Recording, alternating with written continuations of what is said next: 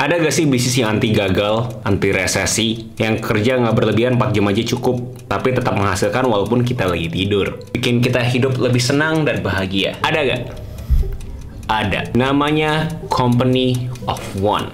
Ada yang bilang namanya solopreneur, ada yang bilang namanya homepreneur, atau yang sekarang yang lebih dikenal dengan one person business model, dimana kalian bisa kerja dengan metode deep work 4 jam sehari. Dengan menerapkan ini, istirahat kalian akan makin berkualitas dan alhasil output dari kerjaan kalian juga makin berkualitas. Dan ini kan hidup sukses. Gue tahu ini akan sangat kontras dengan beberapa figur yang ngomongin di media sosial kalau misalnya kerja tuh harus yang hustle, work hard, kerja.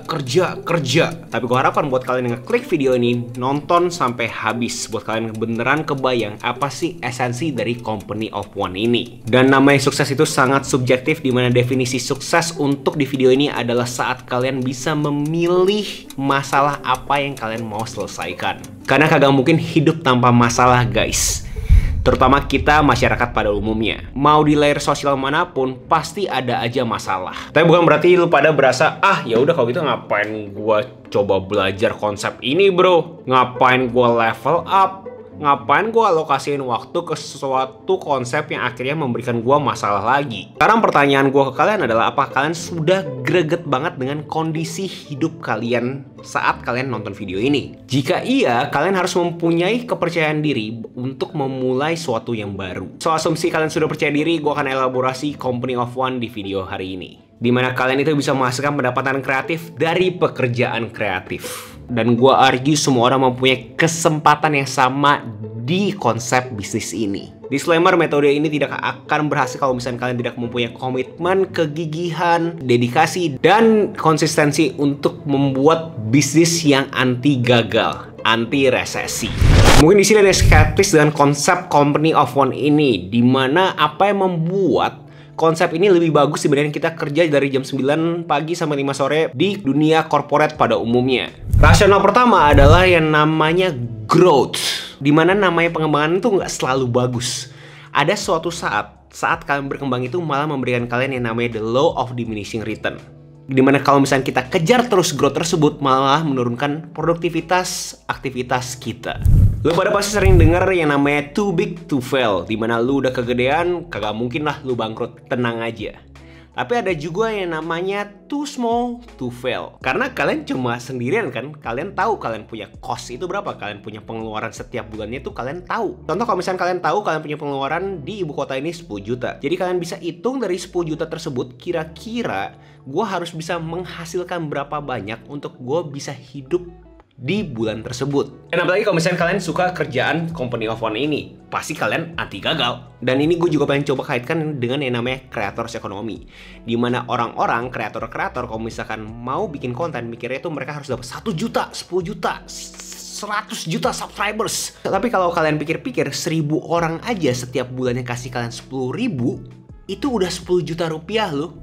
Gue yakin kita setuju kalau namanya butik atau small business atau yang sering kita ngomong UMKM tuh ada suatu karismanya kan. Karena kecil kita berasa kita tuh percaya mereka tuh kagak mungkin ngebohongin kita. Contoh paling kasar adalah saat kita coba makan bakso di mall dilawan dengan kita makan bakso dari tukang gerobak bakso di jalanan. Beda kan feel-nya. Contoh lainnya lagi, kalau misalnya kita ngomongin fashion, kalau misalnya fashion luar negeri terkesan kayak sesuatu yang sangat abstrak buat kita. Kita taunya adalah kalau misalnya fashion luar negeri kalau lagi diskon. Tapi kalau misalnya fashion itu fashion lokal, kita bakal tahu kan ceritanya dari mana, foundernya siapa. Kayak ceritanya tuh lebih kental. Dan belum kalau ngomongin perusahaan besar tuh biasanya ada yang namanya politik. Dan mayoritas kagak suka yang namanya politik. Jadi mendingan mereka kerjasama dengan sesuatu yang kecil.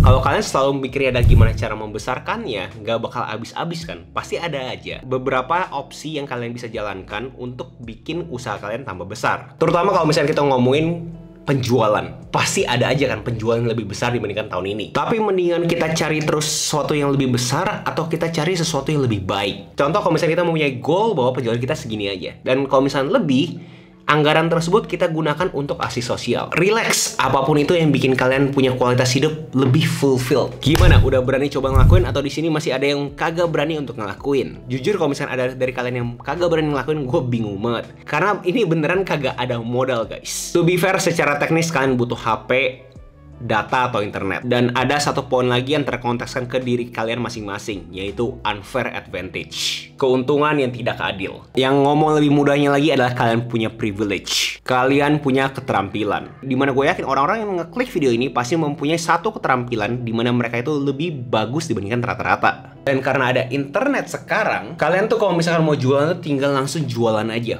post aja. Jasa desain, jasa editing, jasa copywriting, apapun yang sifatnya jasa atau digital product, bahkan jasa konsultasi sama kalian, kalian tinggal pencet yang namanya upload. Walaupun gue tau yang namanya digital product atau jasa ini masih dianggap suatu yang tabu di Indonesia, karena ya kita negara masih berkembang dan banyak banget digital product yang masih dibajak. Tapi negara kita berkembang terus kan, dan harusnya pola pikir masyarakatnya juga makin lama makin berubah. Apakah di sini masih ada yang skeptis dengan company of one ini, one person business model ini? Kalian berasa mendingan kalian balik ke jam 9 pagi ke 5 sore hidupnya kalian jadi budak korporat? Jika iya, coba internalisasi pernyataan gue ini. Kalau misalkan kalian ke suatu korporat, kalian itu dikotakan kan. Kalian itu mempunyai suatu tugas yang sangat spesifik. Kalian itu spesialis. Kalian dirancang untuk melakukan A, B, C, D, E, F, G. Tapi kalau misalnya kalian tidak bisa melakukan A dengan baik, kalian akan diganti. Keuntungan kalian jadi company of one, kalian itu bisa lepas dari kotakan tersebut. Kalian itu generalis, dimana kalian tidak bergantung oleh siapapun. Kenapa menurut gue sekarang adalah waktu yang tepat untuk kalian coba? Karena sekarang kita lagi di zaman emas media sosial, dimana semua platform algoritma itu sedang merakyat. Kalau kalian emang jago, konten kalian menarik, orang akan percaya dan beli apa yang kalian jual. Untuk orang percaya dengan diri kalian, jelasnya kalian juga harus percaya sama diri kalian bahwa produk kalian tuh yang produk yang bagus. Ikuti rasa keinginan tahuan kalian. Orang suka dengan orang-orang yang otentik, bukan orang-orang yang ngepost cuma demi ngejar algoritma. Dan kagak butuh membungkus diri kalian itu di media sosial tuh keren banget.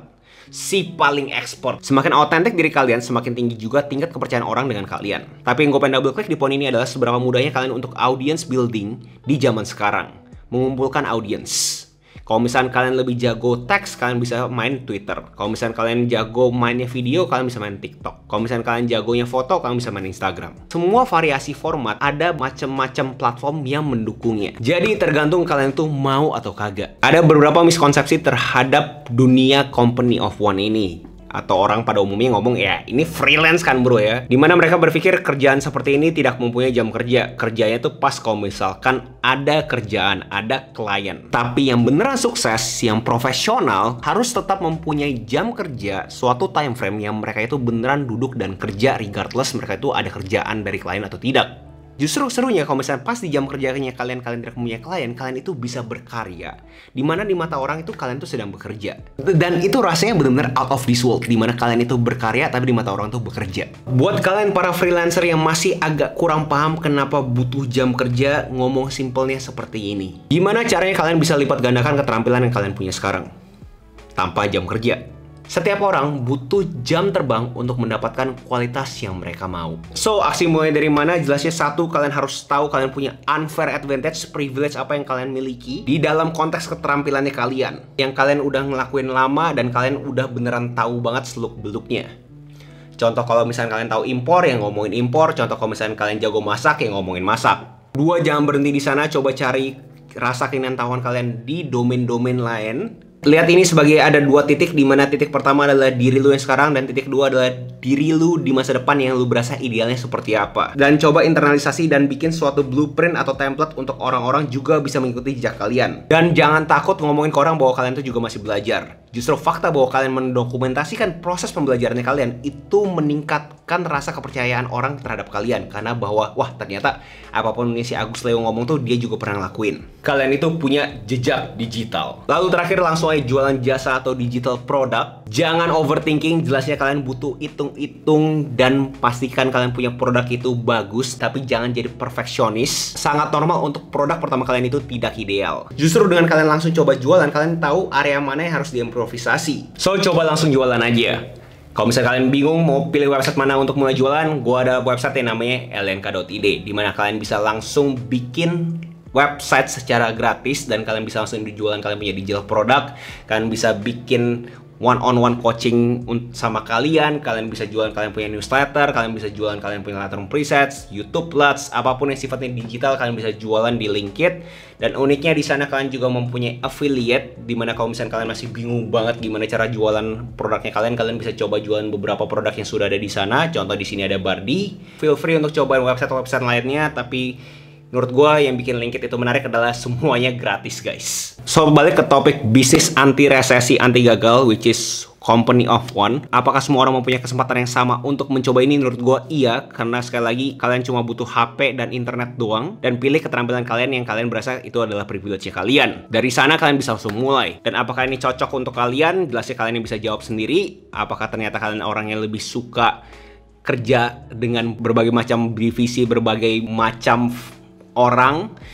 Itu semua sangat subjektif, tapi gue harapkan buat kalian yang nonton sampai sini kalian bisa coba. Dan gue pribadi sendiri pun sudah menerapkan company of one ini, dan kalian kalau pengen tahu penghasilan gue berapa banyak dari gue menerapkan company of one ini, kalian bisa cek video-video gue sebelumnya, dan gue pernah ngobrolin lebih detail lagi buku company of one ini di video gue juga sebelumnya. So, next video saya apa? Tinggal komen aja di bawah. Jangan lupa like, comment, subscribe, nyalain notifnya, share ke teman kalian, and I'll see you in next video. Salam kreatif.